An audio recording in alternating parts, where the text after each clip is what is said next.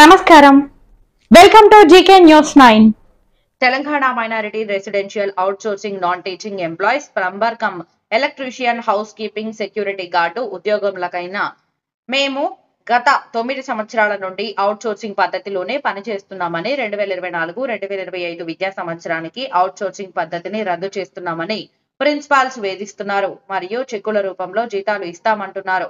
కావున మాకు అవుట్సోర్సింగ్ పద్ధతిలోనే కొనసాగించగలరు. గత 4 సంవత్సరాల నుండి మాకు 11 నెలల జీతాలు మాత్రమే ఇస్తూ 45 రోజులు టర్మినేట్ చేస్తున్నారని, ఇలా చేయడం ద్వారా మా 4000 కుటుంబాలు జీతాలు లేక రోడ్డున పడి తీవ్ర ఇబ్బందులకు గురి అవుతున్నామని, అంతేకాకుండా మాపై ఆధారపడిన మా తల్లిదండ్రుల బాగోగులు కూడా చూడలేకపోతున్నామని, చాలీచాలని జీతాలతో పనిచేస్తూ కుటుంబానికి సమయం కేటాయించలేకపోతున్నామని, కావున పై విషయాన్ని పరిశీలించి మమ్మలను గతంలో మాదిరిగానే అవుట్సోర్సింగ్ పద్ధతిన ఉద్యోగంలో కొనసాగించుటకు తక్షణమే సర్క్యులర్ జారీ చేయించి మాకు 11 నెలలు కాకుండా 12 నెలల జీతం ఇప్పించగలరని కోరుతూ జిల్లా కలెక్టర్ కార్యాలయంలో వినతి పత్రం సమర్పించిన మైనారిటీ ఎడ్యుకేషన్ నాన్ టీచింగ్ సిబ్బంది. తెలంగాణ మైనారిటీ రెసిడెన్షియల్ స్కూల్స్లలో పనిచేస్తున్నాము. ఇందులో కేటగిరీస్ వచ్చేసి HKs, PCs and security guards. ఈ ముగ్గురిని కాంట్రాక్ట్ బేసిక్ అవుట్సోర్సింగ్ వ్యవస్థను రద్దు చేశామంటూ మమ్మల్ని డైరెక్ట్గా రిక్రూట్మెంట్ చేస్తున్నామన్నట్టుగా ప్రిన్సిపాల్లతోటి మాకు కాల్ చేపించి డ్యూటీలలో జాయిన్ చేశారు.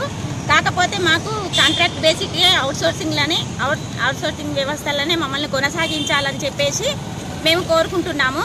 మాకు తక్షణమే సర్క్యులర్ జారీ చేయాలి. సర్క్యులర్ లేకుండా మమ్మల్ని డ్యూటీలో జాయిన్ చేసుకోమంటే మేము రావడానికి ఇబ్బంది పడుతున్నాము. మాకు సర్క్యులర్ అనేది తప్పకుండా జారీ చేయాలని మేము సెక్రటరీ మేడంను కోరుకుంటున్నాము. యథావిధిగా అవుట్సోర్సింగ్ పద్ధతిలోనే మమ్మల్ని గతంలో లాగానే మమ్మల్ని స్కూళ్ళలో జాయిన్ చేసుకోవాలని చెప్పేసి మేము కోరుకుంటున్నాము.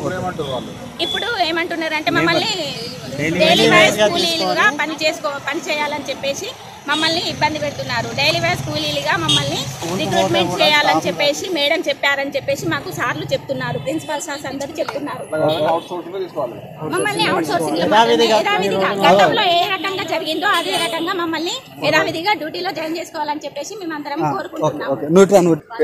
నా పేరు అక్కపల్లి శ్రీకాంత్ అండి. నేను మైనార్టీ రెసిడెన్షియల్ పాఠశాలలో 2016 నుంచి వర్క్ చేస్తున్నాము.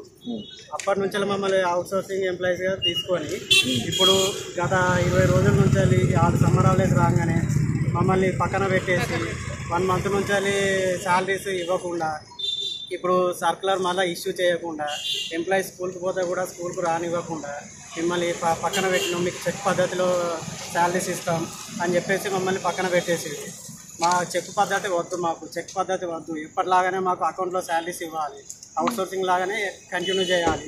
లేదు మేము అవుట్సోర్సింగ్గా కూడా కంటిన్యూ చేయొద్దని అనుకుంటే మాకు డైరెక్ట్ సొసైటీ నుంచి మైనార్టీ సొసైటీ నుంచే శాలరీస్ ఇవ్వాలి.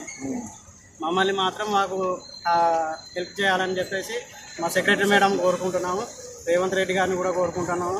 మాకు శాంక్షన్ పోస్ట్ చేయాలి. మాకు ఇప్పుడు కొంతమందిని మా ఎంప్లాయీస్ని ఒక మూడు డిజిగ్నేషన్లను మాత్రమే, వార్డన్లను, మన ఓఎస్లను, డిఓలను మాత్రమే శాంక్షన్ పోస్ట్ చేసి మమ్మల్ని హెచ్కేలను, సెక్యూరిటీ గార్డులను, మన పీసీఈలను వీళ్ళని మాత్రం నాన్ శాంక్షన్ పోస్టులు అని చెప్పేసి మమ్మల్ని పక్కన పెట్టేసారు. మాకు శాలరీస్ కూడా పెంచలేదు.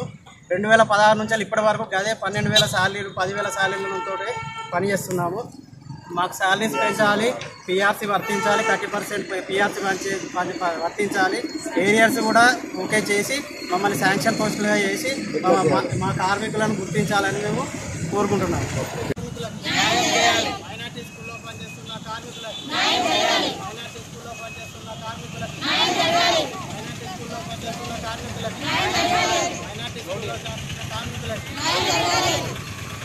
వెంటనే సర్కులర్ పాస్ చేసి యథావిధిగా ఎంప్లాయీస్ని స్కూల్లోకి తీసుకోవాలని కోరుతున్నాము. Hi, this is Neha Shetty. Please subscribe to GK News. Hi everybody, subscribe to GK News.